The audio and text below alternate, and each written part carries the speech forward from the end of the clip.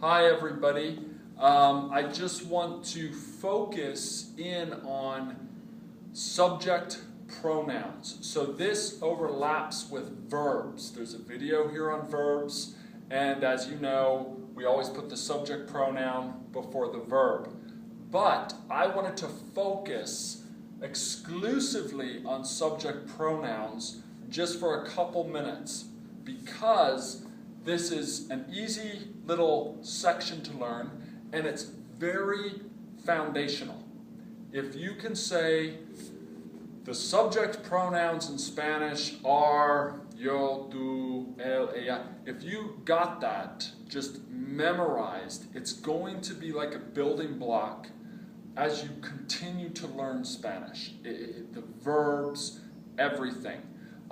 So this is just, I'm just going to explain what subject pronouns are. I'm going to show you what they are. And honestly, if you do nothing else today, take an index card or a sheet of paper, write down the subject pronouns, and walk around learning these. You don't have to understand everything about them, but know them, because you're going to realize they are referenced all the time. So here we go. Subject pronouns in Spanish. First, let me show you what they are, then let me tell you why they're so important. Here's what they are. Yo, which means I. Tú, which means you. Okay, I, you. When tú means you, it has an accent. Okay? Él means he, ella, she, and usted for you in a polite way. Nosotros means we. Vosotros means you plural, y'all. They use that in Spain.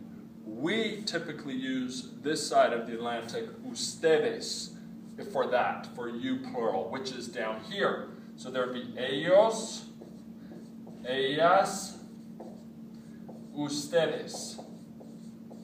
Okay, which means they or you all. You all. Vosotros is you all or you plural in Spain. Nosotros, we. Él, ella, usted would be he, she, or you in a polite way. Usted is you in a polite way. Now, these 6 categories, 1, 2, 3, all 3 of these are in here, 4, 5, 6, all 3 of these are in here. They are kind of like the door to verbs. So every sentence in English and Spanish has a verb, an action word. And every action word has someone or something doing it. Even if the action is the ball drops. Dropping is the action word, and it's the ball that's doing it. So the ball is the subject of the verb. Now, the pronouns, a pronoun takes the place of a noun. A ball is a noun. So if instead of saying the ball drops, if I said it drops, it is replacing the word ball. So it is not a noun, it's a pronoun. So in Spanish, the pronouns that go in front of verbs all fall into one of these 6. All of them. It could be a million. You could give me a million different action words or sentences, and the subject doing the verb has to fall in to one of these 6 categories. Now, so if you said Juan, well, Juan jumps. Juan salta. Okay? Well, Juan is not here because Juan is a noun. But these are pronouns. They take the place of a noun. But which, if you had to change this sentence for Juan salta, Juan jumps, you would say he jumps. So this sentence would go into this category right here.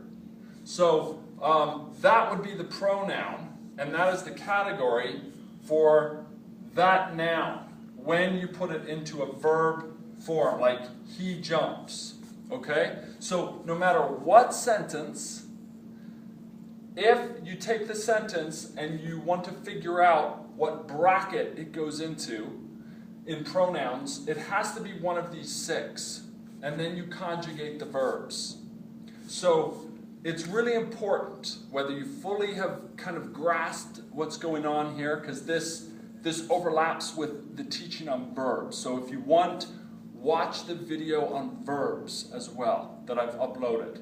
But this in itself is very important to get hold of and to own it, know it, whether you fully understand what I'm saying here or not. You can watch this video again and again, but you've got to memorize this.